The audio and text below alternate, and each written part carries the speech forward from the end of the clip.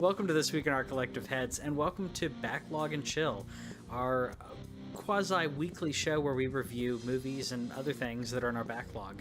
If someone hasn't seen something or hasn't played a game, then this is kind of the time to do it.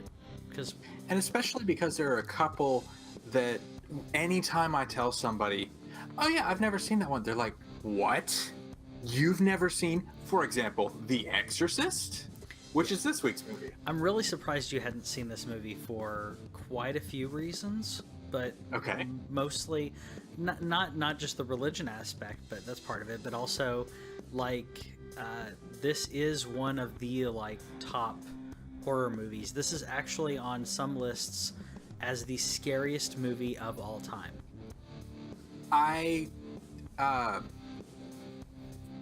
Who? Lots of people. I don't know. So name three. They're pretend people. Nobody thinks that. Some people You're making up people. I'm serious. This was touted as that for the longest time, and I mean that not just in like when it came out, which I had to look this up. This came out the year after Last House on the Left. I had to double check that.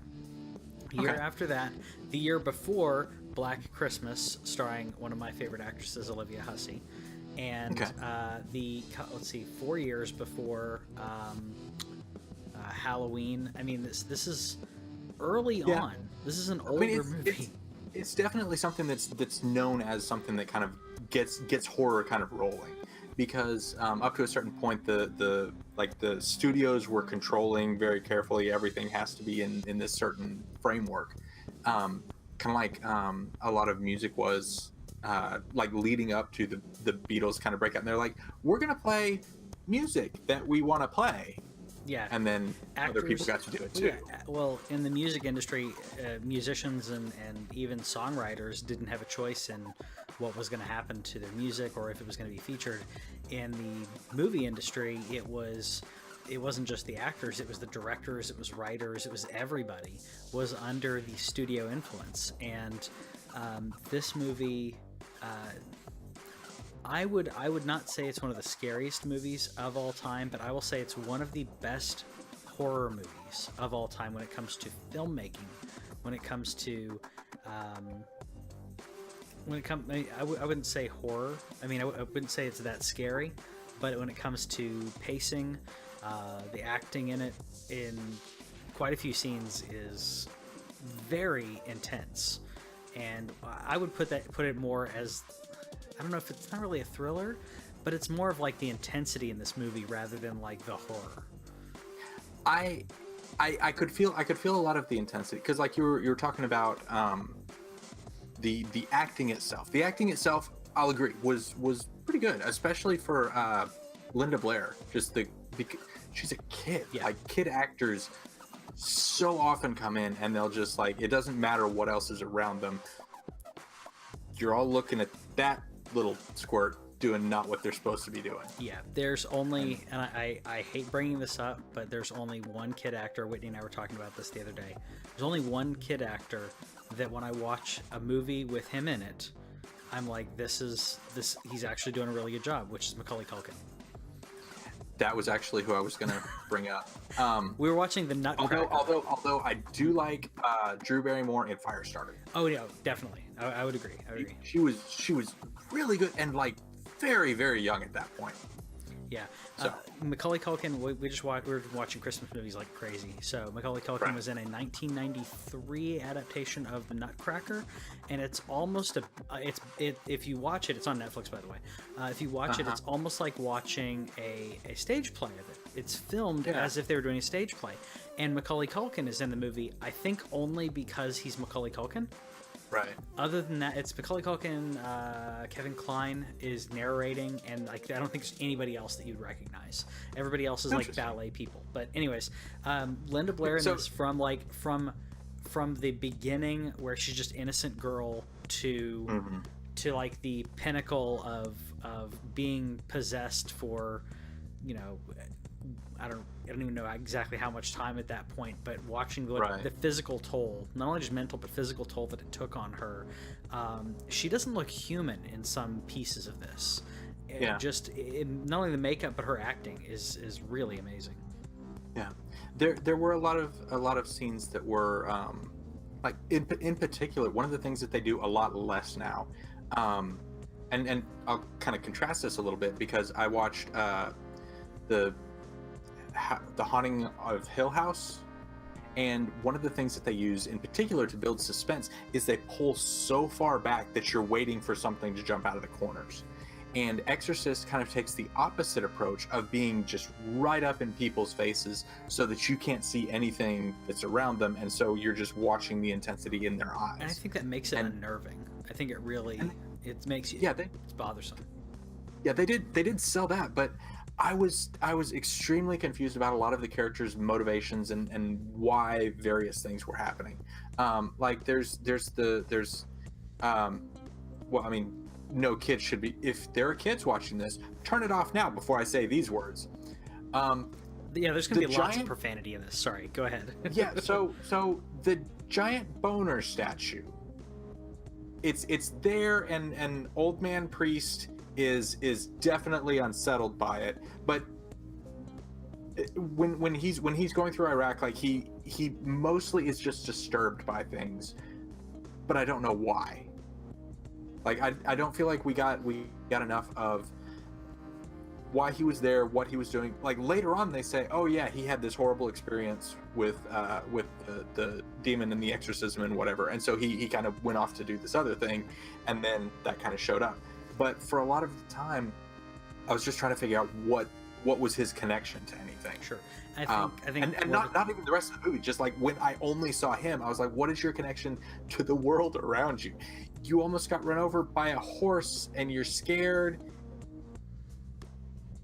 and you don't like the architecture that you're digging up." Basically, there's more in the book from what I understand, but his run-in, you're talking about his exorcism, like previous exorcism stuff.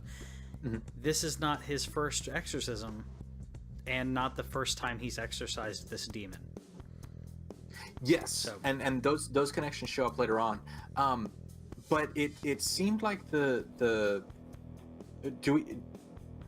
gonna does the demon have a name? Yes. Or do we get to just what's the demon's name? Pazuzu. Cool. Mesopotamian god, actually. It's not even the devil. So it's basically this entity who is posing as the devil. Right. I mean, that's definitely what I think the entity's trying to pretend to be. Yeah. Which, whether it's the devil or not, it doesn't matter. It's wreaking havoc. Well, not only that, but by behaving the way that it does, Pazuzu, is unsettling those around them because it's keeping the it's keeping them from being able to be settled into a belief system. And that's one of the things that you talked about is that I mean, honestly, in the 70s, there's a lot of what do we believe anymore? And I think that was reflected in the movie. So which version did you watch? If you don't know, I can give you one key moment that'll tell you if you saw it, which version. Do you know which version you watched? I did not watch the director's cut because the person I was watching it was watching the director's cut, and every once in a while she would be like, "Wait, you're out of the hospital now?" So I watched the Amazon not director's cut. So the director's cut adds probably the best moment one of the best moments in the movie. Okay. The backwards walk down the staircase. If you have yes, okay. Yeah. She did mention that. Okay, because that originally was filmed and the wires were visible, and it looked horrible. So they cut it, and when they were doing the director's cut, which the director's cut, they cut out 12 minutes of the movie. And some of it, basically the director later on was like regretting it, and so was the producer and the writer, and they basically said, let's go back and look at this. Is there anything that's worth it here? And there were a few scenes that I think were worth it. That's one of them, because it's, to me, I think that's more unsettling than the pea soup, puke. Yeah.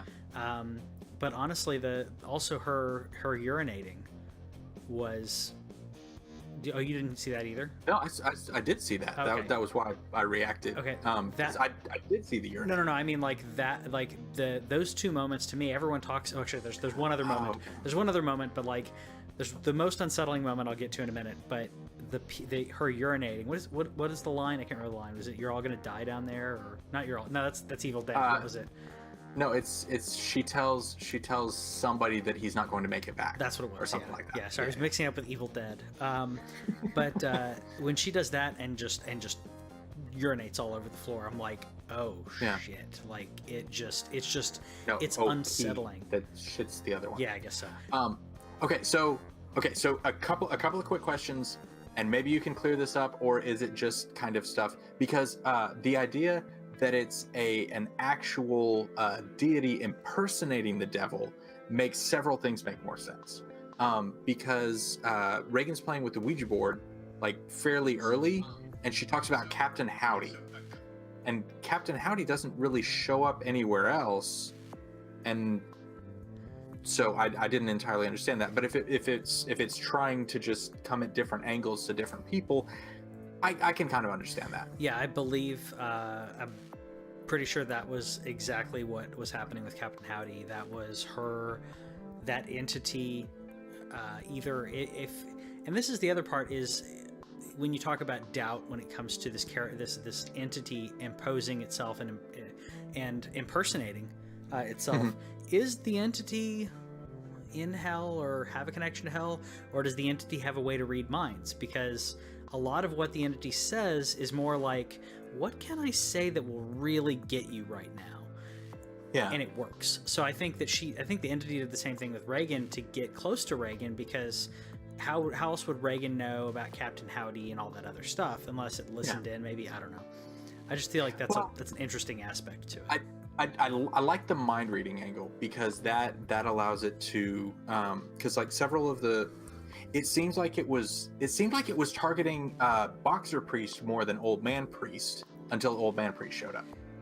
Yeah. And then like when he's still downstairs, it yells his name, and like you said, they'd had contact before.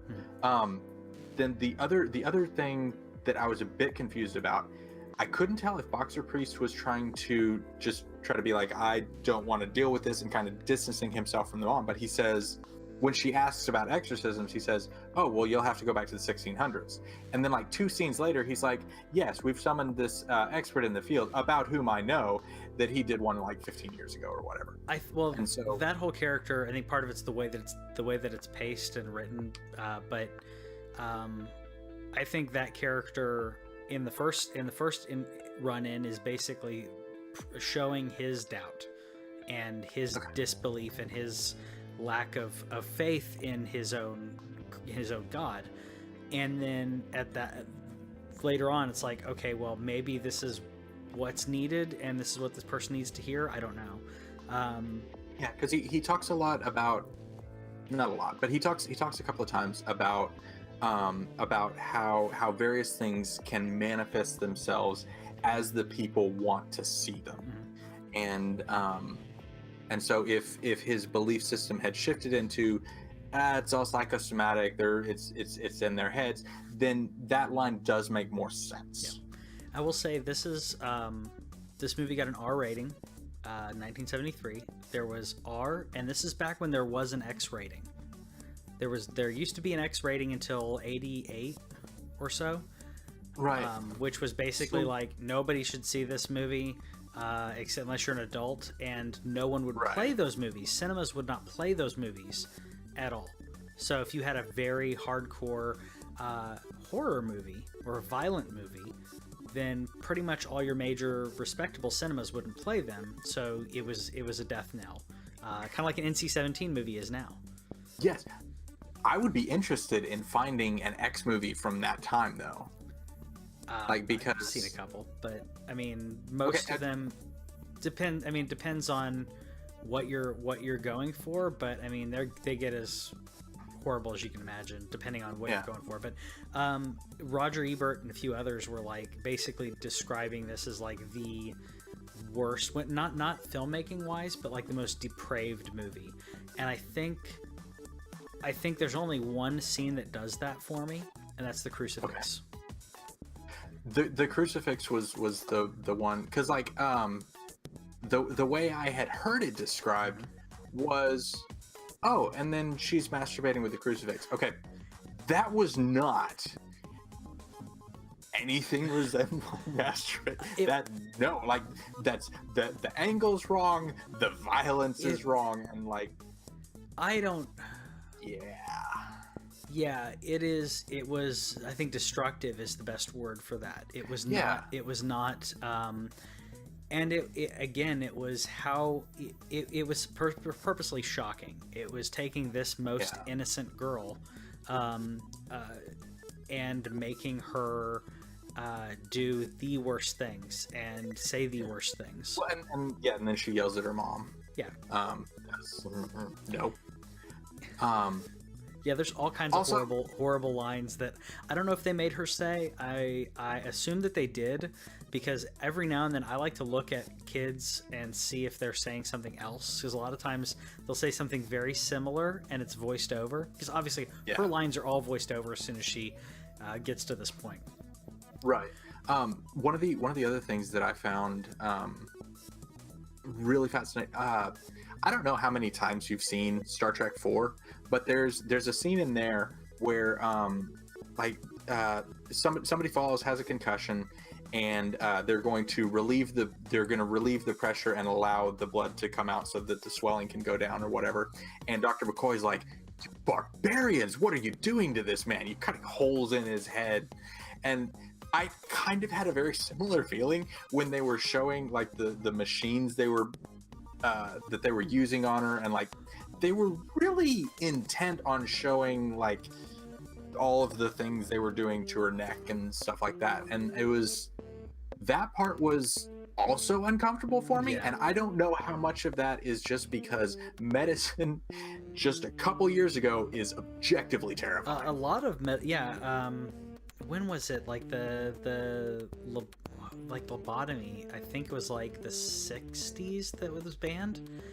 I'll have to double check that, but it's like not that long ago. They were just like, "Hey, you should just scramble up the frontal lobe and they'll be good as new." It's fine. Yeah, but I think that obviously is the most shocking part. There's a lot of obviously horrible language that's in that, but I think that a lot of what Pazuzu was doing was testing everyone and testing their faith, which there's also, I can't remember if it's in the director's cut or if it's a deleted scene. There's a scene where the priests like go take a break from the exorcism, and they have a conversation about that, and it's too spelled out, which is why it was originally cut. But they're basically like, the old priest is like, this is all just trying us. That's the whole point of this. It has nothing to do with it. Like, he's spelling out what was if you take that scene out, it's like, you watch it, you don't have that spelled out. You know that's what the demon is doing. You know that's why it's so intent on getting especially the old priest to break, and how it revels in that. That's why it doesn't have anything to do with like, ooh, I claimed a soul. It's like, no, I'm gonna mess with you. Well, and it's a much more, despite the fact that everything is so overt now out in the open, it's a much more subtle way of testing and pushing someone. Is if you can get their brains to go a certain direction, you don't even have to do it anymore. It's like the way that essentially mind control is used in 1984. It's like, if you can make them scared enough that they're all reporting on each other and like shutting down their own thoughts that don't, line up, then half your work is done. So this movie Exorcist came out in 1973, you said? I thought it was 73. It was 73, 74. I'll double check. Okay, so 6 years before that was when Freeman performed his last lobotomy before being banned. There you go. See, I knew it wasn't that far off. Not that long ago. No. And I mean, our parents were alive then. That's how crazy that is when you think of at that and up until Reagan's administration, if I'm not mistaken. I'll have to double check. It was Reagan's administration. You could be put into a mental institution, and they could just keep you there forever, if they wanted. Who who had the ability to do that? Was that like a doctor could prescribe that, or somebody could be like, my mom? Yep. She goes in there. Once you're in, it's ridiculously hard to get out. First of all, there is actually a study that was done, I believe it was in the 80s, or I believe it was actually in the 80s, where a professor had his like grad students or something pretend to be crazy. And all they did to pretend to be crazy, all they did was say, I'm hearing voices, and it was something about like, I hear a voice and it just keeps talking about like dull thud or something like that. It wasn't even like, I hear voices telling you to kill people. It was very specific.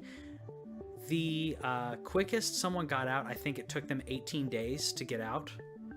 Bloody hell. The last one took months. And every one of them, except for like, actually, I think it was every single one of them, I'll have to double check, was not just discharged like, oh yeah, you're fine, sorry. It was, well, you actually have schizophrenia, or you have this issue, or you have multiple personality disorder. And they were in their notes, or the patient notes, they were like, this person keeps a diary. That's really weird. And anything that they did that was normal, because if you act normal, it's like, well, they're just really trying really hard to blend in, or they're really trying to convince us. Even when they were told, no, all these people are fine, we did this as a stunt, they're like, no, they didn't. So, okay, and the last character that we haven't really discussed yet is the alleged detective, and that's what we called him when we were watching the movie, the alleged detective, because I think he's just going around making accusations, because he didn't follow up on any leads. No, he didn't. He just came to different people and made announcements. Yep. Like at one point, Reagan's mom actually, she's like, so there's this guy that you could talk to, and he said, no, that's all right. She just, okay. So in my head canon, he just likes to go around to crime scenes, because you could probably do that at that time, like just make up a badge, and it would be months before they found you. Yeah, months, it could be years. I mean, we're talking about. I mean, this is when what's his name, Frank Abagnale. I mean, that guy did all kinds of crazy stuff, and like, it took forever to catch him. If you're watching this, go look up Frank Abagnale. Like it is. The past was scary. I think that's one of the big things that we pulled out. Yeah. Okay, so my last couple of questions. Well, actually, you already answered one of them. You said that the mom was like a famous actress. Yeah, she's an actress. Because we saw her like acting in a scene, but then it also seemed like she was helping to set it up before that, and then later she's talking about stories. And then it looked like she had some design drawings, and so we kind of thought she was just a catch-all, like, just she does all of the things. I thought she was supposed to. I'm pretty sure she's supposed to be an actress, but maybe I'm not questioning that. But what I'm saying is that when we watched it, we were confused about that. And then the last thing was the window that's established as Reagan's window in two scenes is also they were saying that that Reagan threw out the first director guy out of her window, but that was after he left, and I never figured that out. And then when the boxer priest takes it into him and then jumps, I didn't know whether that was him trying to bring the demon down, or what exactly that was, because it doesn't seem. That's exactly what it was. That's exactly what it was. Well, if he'd watched that one Denzel Washington movie, he'd know that wasn't gonna work. Spoilers for that one. That is a fantastic. We should watch that one, because I only saw it once. That movie's and I saw it TV. That's a great movie. No, that is the priest. That was basically like his last minute plan, if you will, which is the self-sacrifice of, I will kill myself to get to have this happen, and get it out of her, bring it with me to, and I guess hold on to it while I go to hell. Sure. Now the other I don't remember all of the history about the prequels and sequels. Okay. But I will say that this has 2 sequels and technically 2 prequels, because they filmed one, didn't like it, and then refilmed it. And you can watch them both because they released them both as separate movies. Alrighty then. I don't suggest it, but you can do it. No, but yeah, there's a lot of things you tell me I can do that you don't suggest. It's two is okay. 3 is really weird. And this isn't a series where it's like, oh, it gets better. It's like, no, the first movie is excellent. And it's great, right. And they never should have touched anything else after this. I have been told that the TV series is good. I've heard that too, but I didn't know that the TV series existed until I was trying to buy the movie to watch it. Yeah, same. And then the last question that I had was, how did Boner Satan get to Georgetown in the first place? Because he was definitely, because like in like the Mummy, like they're digging, they're you open the wrong door and poof, you've got a spirit. It was years before, wasn't it? I don't think so, because it shows him in Iraq, and then he comes like the last thing that he does is he comes back to the States, and then they say, oh well, so and so had been away on a hiatus, but he recently came back. So I think those aren't that far apart chronologically, but I was a bit confused about how that was meant to work. I don't know. Let us know in the comments what you know, if you've read the book or if you know something about the Exorcist lore, and if also, maybe this is one of Pazuzu's special powers. And also tell me if you caught the really weird edit when the old man priest and boxer priest are going up the stairs, and they do essentially the same 4-second shot with both of them, and it's a really jarring cut, because that was almost as scary as anything else in the movie. Oh, back when you physically had to splice film together. You had to cut. Yeah. You had to take the negative, you had to cut it and then tape it together. And some of those things just were never caught. I mean, Star Wars has I know you probably know this already, A New Hope. Star Wars New Hope has the record for the most mistakes in any movie. I believe it. Yeah. It's also an editing marvel that thing worked. But let us know in the comments what you thought about The Exorcist, and what if you have some answers to our questions on The Exorcist, because I think part of this movie, it's not necessarily to leave you with questions, but it is meant to have you thinking, and it's unnerving. I don't think it was that scary, but I will say it's unnerving. Okay, I'll tell you what, all of you people in the 70s who made this movie, I'll let you have that. You were unnerving. So next week we'll watch another. You know what? Let's watch.